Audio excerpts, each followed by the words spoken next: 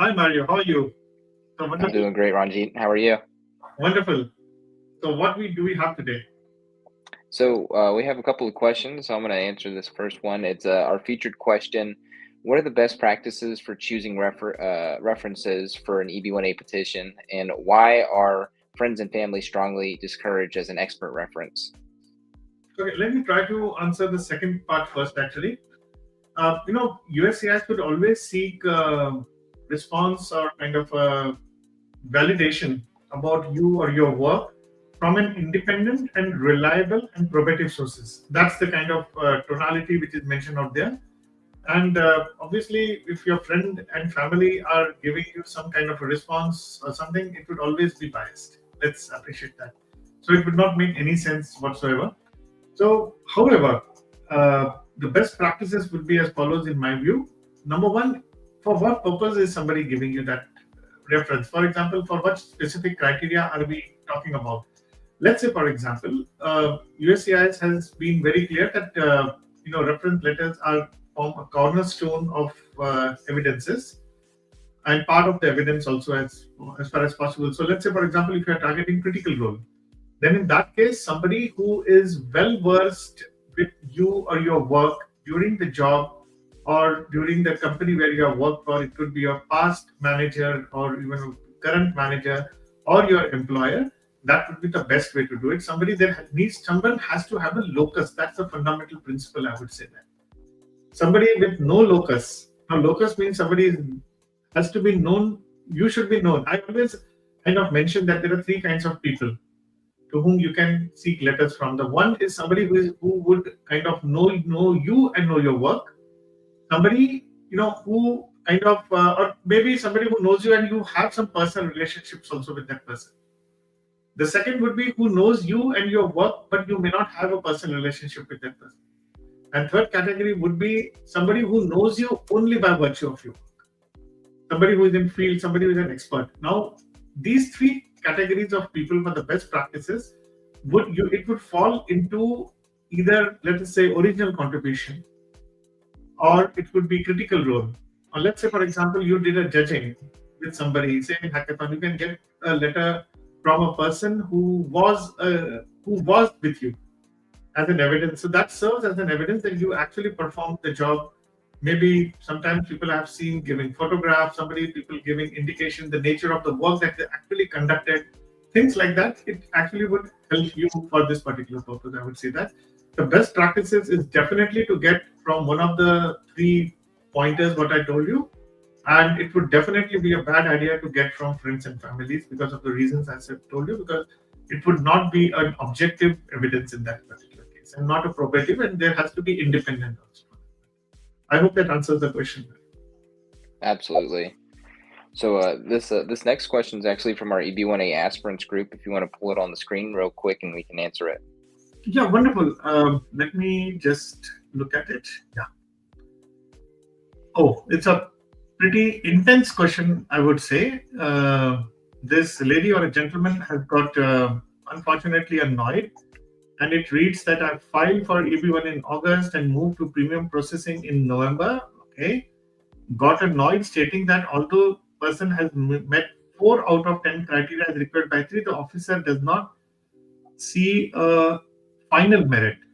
I graduated from my PhD 3 years back, so I see that it's for sciences, and but we don't know what is the field of expertise. I would always suggest that if you seek a question like this, always mention your field of expertise. It needs to get defined because in the next week program we always talk about your expertise to be qualified or kind of expressed in a very lucid and a very straightforward manner, which many people believe, and the criteria are not really the parameters on the which we have seen. We have seen people getting 8 criteria getting approved and still getting rejected, mind you. So that's a would be really a bad idea to focus on criteria. I would always say that there are 3 parameters based on which somebody would get an EB1A, no matter how many criteria one would fulfill.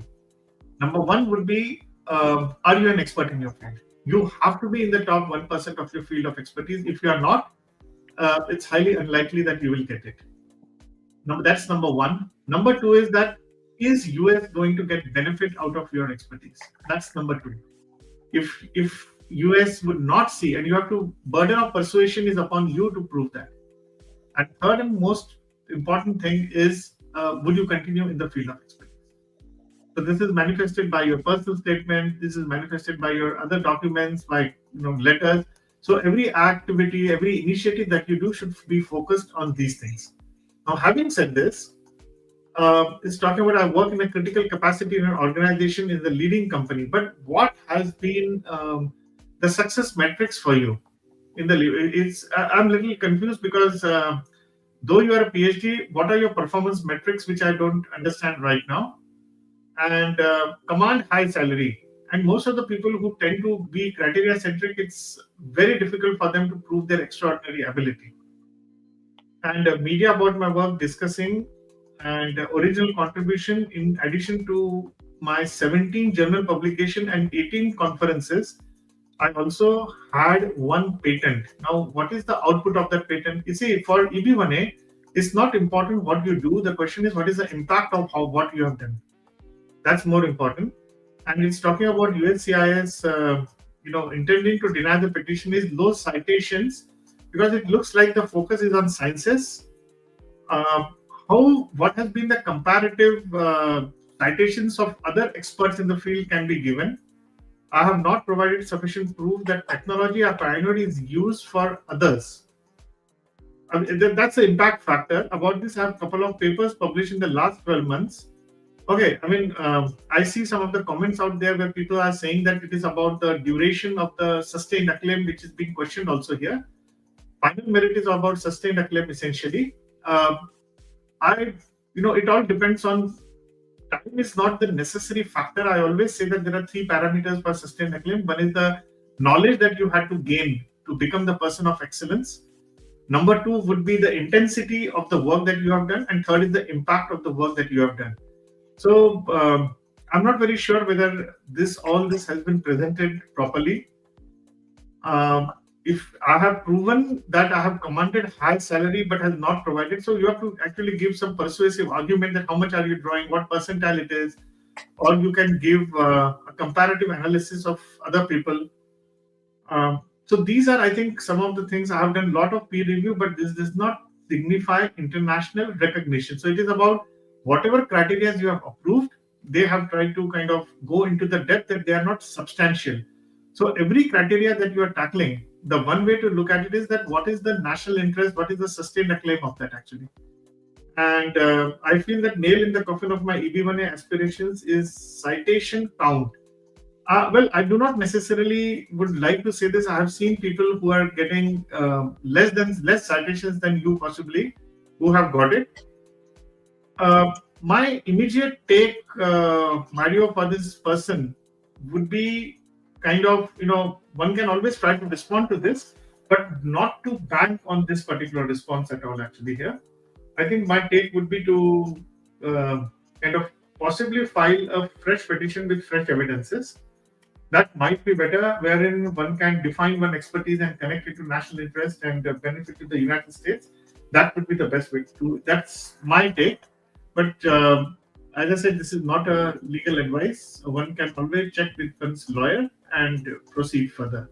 That would be my take for this. So wish you all the best. If you need some help further, please write to us. We'll be happy to help you out. Thank you very much. That was all for that particular question, Mario. Now, absolutely. Let's take any other question if we have. Yeah, of course. So our next question is from Rajiv. They ask, how many letters of recommendation are needed for EB1A? And then they have a second question, how many citations should one go for? So whichever you'd like to answer. Yeah, let me take the second question first. There is no mandatory requirement for citations for that matter or number of citations. I think one could go, I've seen people even having 0 citations or even 0 research papers. Going for EB1A, only if your field demands it, then only you should do that. Otherwise, I think one is good even without that. The question is how many letter of recommendations.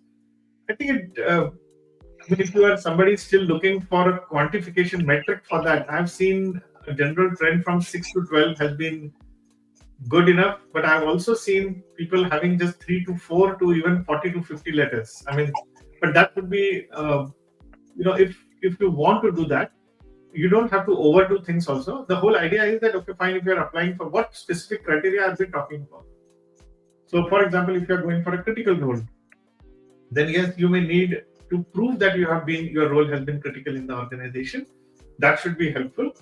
And I think if it is an original contribution, but the least that I have seen, then you will need a letter from an independent source. That was the featured question also today. Typically, I've seen people, as I said, 8 to 12 letters have been good enough. But the least that I have seen somebody doing it is 3 to 4, I think so. And maximum people have gone as high as 40, 45. But as I said, that it depends on the nature of your expertise and the profundity that how deep you want or how strong your petition you want it to be. I hope that answers the question. But also it depends on expertise, because this is a very incomplete question. So also at the same time. So let's take next. Absolutely. So the next question is from Anonymous. They asked, how long would it take to get my green card if my EB1A I-140 was approved today? How long does it take to get an EAD after applying for the I-485? I mean, let me promise you, Mario, no one can answer this question. It's about priority dates. Actually, if you have a priority date with EB2, you can get it in a few months. I mean, that's a matter of time. Actually, it's a matter of process, not a matter of time. And if you don't have a priority date, it's a guesswork actually that happens. So no one can say that, because the priority date is running 2 years behind. So one can do all kinds of algorithms and calculations to estimate that. But yes, I would not like to, kind of give any prophecy on this particular. Anything said on this would be a prophecy, which need not be right or correct from a professional standpoint. But yes, how long does it take to get EAD after applying? We have seen even some people in our program who got their EB1 approved, EB1A approved, and then applied for I-485.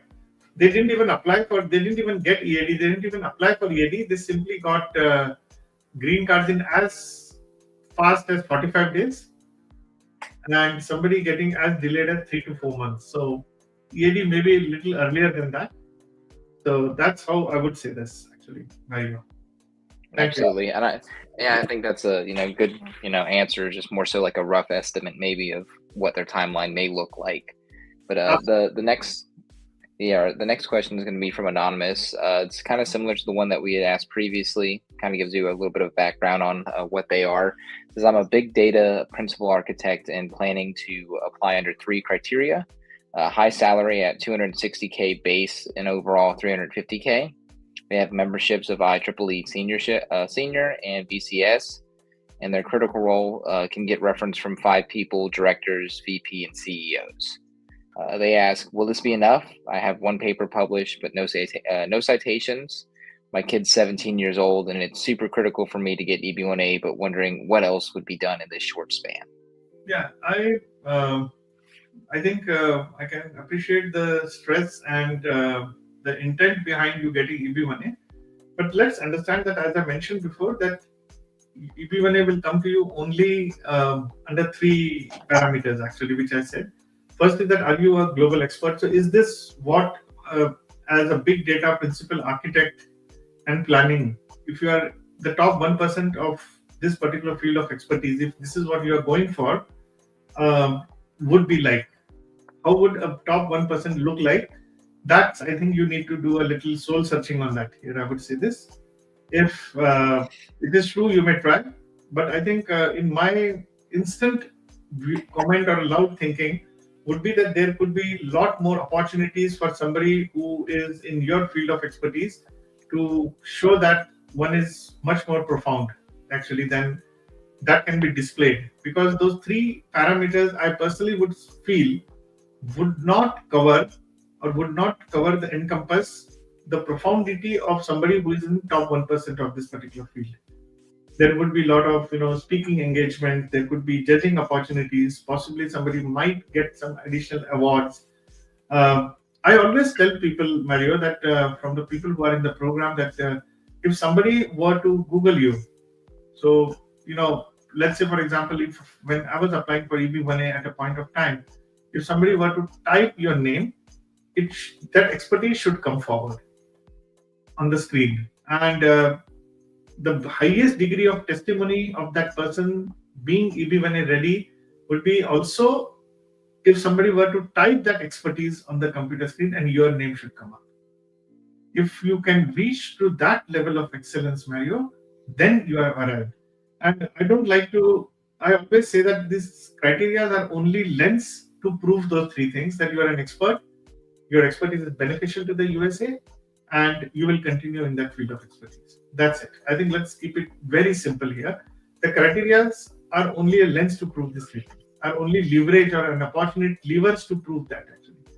So if you think that three criteria are able to prove and you can make it, I've seen people with even 150K salary or even less than that. We recently had somebody having only a salary of 120K or 130K getting EB1A. And we have also seen people, unfortunately, I read in some forums wherein people having $2 million salary getting rejected by USCI. So it's not about salary, it's about the profundity of the work that you have done and the impact that you have created in the world without you. And also, at a much deeper level, I always like to tell people that, okay, just before you apply or before you think you are ready for your EB1A, one very important component is we are talking about you telling someone, let's say White House, or telling USCIS that you are extraordinary in your own field of expertise. What does extraordinary means? That they change the world, they have an impact factor. If you can scribble down this, but this is not for anybody else, but if you can scribble down on a piece of paper that how would the world be like if you were not there or you were not born with your expertise, I think that should answer all the questions. Let's truly look at extraordinary people in the world whom we call them as. Pick up any 10 people randomly whom you think are truly extraordinary. Just like that. How would the world look like without them today? I ask the same question to yourself. You have to learn to be very, very tough with yourself, objective with yourself, and have those data points for yourself. I think that would be a best way to go forward rather than just talking about being a criteria centric or something like this. I know this is much more deeper and philosophical than answering this question, but I think there is a long way to go, possibly, I feel. But yes, it's not impossible also at the same time. We have seen people who are 28-year-old in the program who got EB1A.